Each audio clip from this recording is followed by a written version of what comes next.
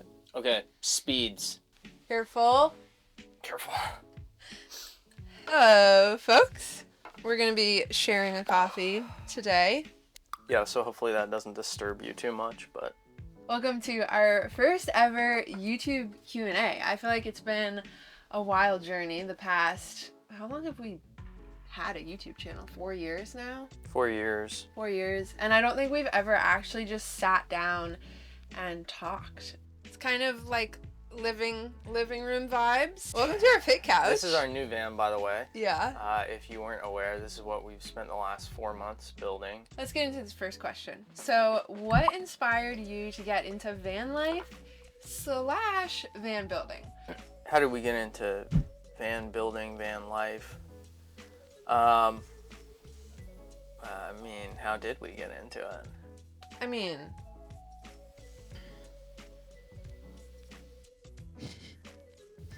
this is going great, guys. It took us about 1.5 years to find a van. We scoured the East Coast. And it took us a year to build it. We started looking for a van in 2017. Didn't really find one till like mid 2018. Yeah, and then we got into van building, I mean, initially by building that van out. There was no plans of building vans. There was no plans of starting a build business. We got into van building in the same way that a lot of people got into van life in 2020. Yes. The pandemic. We've seen a lot of videos of people quitting van life 2 years later. And I think our version of that is now why we quit van building, why we're leaving van building, because we didn't get into van life in 2020. We had already chose this lifestyle prior to 2020, prior to this crazy pandemic that shifted everyone's mindset and plans and trajectories. We had already chosen this lifestyle. So this isn't something that we were prepared to give up. Okay, what surprised you the most about van life? Well, what surprised you the most? To me, it was very surprising how much like we love the lifestyle, we love the minimalism, we love like tiny living, we love functional spaces. So I think a lot of people get into it for travel or get into it for, you know, oh, I want to go to these 10 national parks, or oh, I want to travel the coast of California, or like they have very small goals, and I think that's totally fine. I think that's totally a valid reason to do it.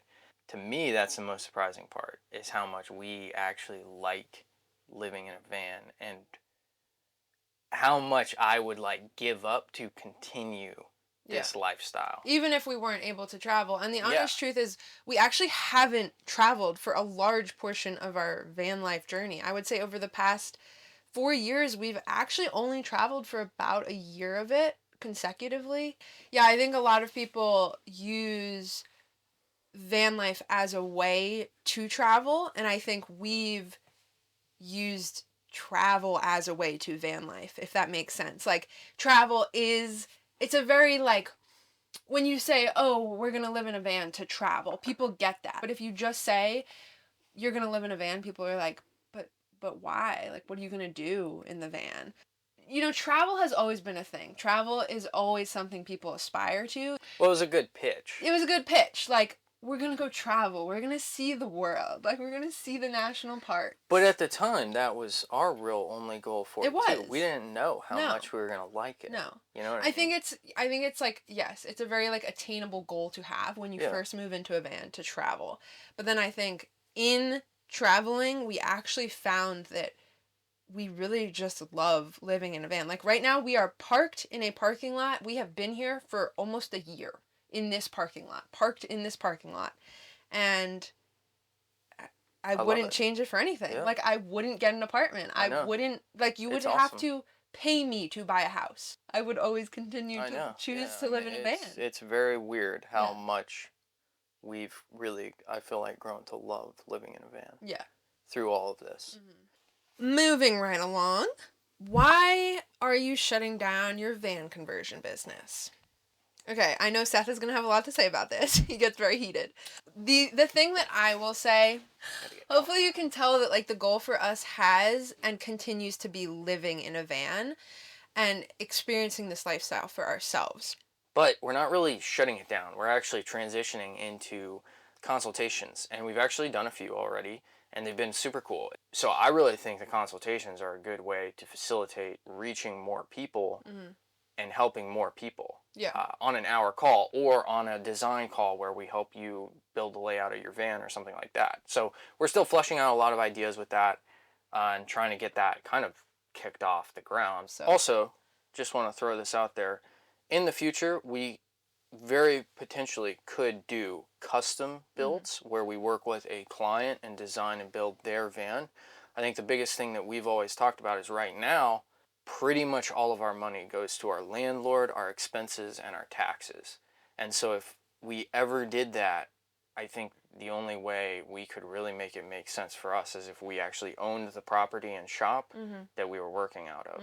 Because renting has just put us in a place with this particular business where we're not really making a lot after our overhead has been paid. Yes, which I'm going to insert a question here because it's a question we get asked a lot. The question is, how much money do you make building vans? And the answer to that is a lot less than you could even imagine. Our landlord has made more over the past 3 years from us renting this workshop than we have building 12 vans. This is our 12th van. The goal has always been to build vans that we would want to live in, and I think unfortunately, we weren't in a financial position to keep every van and live in it for 6 months, or we would have done that. 100%. Like, I think every van we built, so we were like, dang, I wish we could, like, of course. experience this. But I think it's all about priorities. Yeah. Like, I think we prioritized the artistic side of building over the business side of let's try to make as much money as possible. And in turn, we didn't make very much money. But Excellent. We get to walk out of it with this van. And Yes. honestly, at the end of the day, for two people who got into all of this to live in a van, we couldn't ask for much more. Can non-influencers afford van life? We haven't been influencing, which when you say influencing, you're basically just meaning direct to consumer product marketing. And we haven't been doing that until very recently. Yeah, like maybe 4 or 5 months ago. 4 or 5 months. Yeah, but yes, it's very possible to live in a van and not be an influencer. I think the reason you see a lot of people do it is van life has really like captivated people. And so a lot of the reason you see van life influencers is because they have popped off online, and social media takes a ton of work. Yes, you can 100% afford it. We saved about $20,000 to travel for a year in our first van, Lewis. If you have a remote job or something like that, I think that's another huge thing we see people do, and a lot of our friends, they work remotely and live in a van. Yeah. And that's also a rad lifestyle. So you definitely don't have to like influence to live in a van. No. That's not. No. And we didn't for years and years. No. So, anyway. Definitely not. Moving on. Moving on. Do you want the kids? The short but long answer is no, not right now. Also, I'm not aware if we even can have children. We aren't actively trying because we don't want children. But I think as we've stepped outside of the box, moving into a van and proven to ourselves that not everything is what it seems over and over again. I think it's hard once you step outside of that box to see everything in the way that you used to see it. Yeah, I think we both used to just assume that was the path. Yeah. Like, I think moving into a van really shifted our mindsets to like, what if you just did something else? Yeah, like and what if you... It opened a lot of doors that I'm very thankful we opened. Things that we are excited about right now do not include children. To be completely honest, they don't. They include buying a piece of land. Our freaking beans. Yeah, they aren't here, unfortunately. We forgot to bring them for the Q&A. Aw. If you don't know, we have 2 cats, Lula and Sasha. They're currently living their best life in the shop right now. They haven't moved in yet because they're chaotic. They're a little chaotic, and honestly, our lives are much too chaotic right now to be adding any more chaos. So, things we are excited about right now, we would love to buy a piece of land. We would love to build a tiny home. I think we've talked extensively about adopting more animals. Obviously, we're limited in this space, but I think once we have land, we would love to start our own farm, homestead, grow our own food. We'd love to be completely self-sufficient. And that takes a lot of work, like a lot of work. I remember someone asking this question.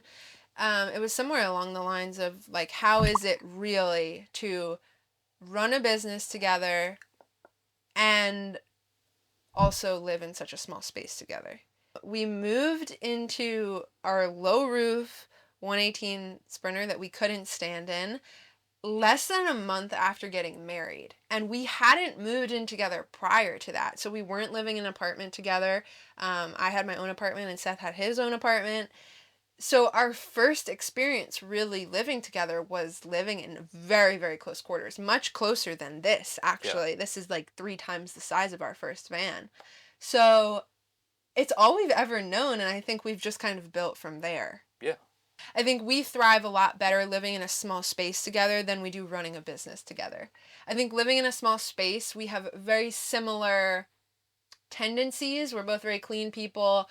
We both prefer to spend our time in the same way. We're both quiet, introverted. So I think we have the same needs as far as like social interaction and what our ideal Friday night looks like, which I think is very important when you live in a small space. Oh, for sure. Well, we have the same values too. Yeah. And so I think that side of things is very seamless. Mm-hmm. The business side of things, I feel like, is more difficult. Yeah. What are you going to do now, / how do you intend to make money? What are we going to do now? Physically, we are going to sell our previous van that we were living in. And then we are going to give up our shop space in about a month or so and leave in this van to travel full-time with our 2 cats. And the plan is to go to British Columbia. How we're going to make money, we're going to do consultations, like we mentioned earlier. We're also going to do some stuff on Patreon. I think we've kicked around the idea of starting a blog that we kind of run through our Patreon that's more so build focused. Yeah. So if you are looking for more build content from us, Patreon would be the place to find some of that. Yeah. And then we're also going to continue to share on social media and influence, as you'd like to call it. Okay, how long have you been together and how did you meet? We met through a mutual friend at freshman orientation. I like to say freshman orientation. It was my freshman year. Seth was a sophomore, so he was older. We've been together 8.5 years. We've been married for almost four of those in October, and we moved into a van less than a month after we got married. How long have you been vegan? The entire time we've lived in a van, about 4 years now. So another question we got is, how do you have a garage to work in, and any tips if you don't? So we rent a commercial warehouse in a very industrial complex. Yeah, in an industrial park. Like there's businesses all around us. Yeah, so you actually need to be operating a business to rent a space like this. So if you were just building yourself a van, you wouldn't be able to rent a space like this. We did build a single van in Seth's parents' garage, and before that, we actually built our first van, Lewis, in our apartment parking lots because it was the only thing we had access to, and also at the dead end of a street that we just found because it was quiet and there wasn't a lot of traffic. Any tips for those who don't have a roof over their heads? Tip would be choose your power tools correctly. So like really dial in what tools you want. And one of those tools should be a portable power bank. 100%. Which brings us to the sponsor of today's video, Enernova. Okay, can we all just take a minute to appreciate how adorable this little guy is? Look at this little guy. This would have been a game changer for our first van build because we didn't have any access to power. So honestly, a lot of the time it felt like we were stranded out there with just no access to anything. And that's where a portable power bank like this one from Enernova would have come in so handy. The ETA power bank is one of the most cost-effective power banks. It retails at about $219, and compared to products with the same level of performance, it's a really excellent value for your money for only 76 cents per watt hour. In most of the situations where we've needed portable power, we've needed it fast, which is why we love that the ETA charges to 80% in just 1 hour. Compared to other power stations of its size and kind, the ETA has a much higher output and can reach 600 watt hours. We love that the ETA uses lithium iron phosphate batteries, which are considered much safer and have a 6 times longer lifespan than other kinds of lithium batteries used by some other brands. They also have a 3,000 plus charge cycle, which means you can deplete them and charge them up over 3,000 times. Another one of our favorite features of the ETA is this shoulder strap that makes it easy to transport. And what I will say, even upgrading our setup now to a roof and 4 walls, we find ourselves using this power bank constantly. We have a bigger one, but we take this little guy almost everywhere we go because it's just so handy to be able to literally take your power with you wherever you go.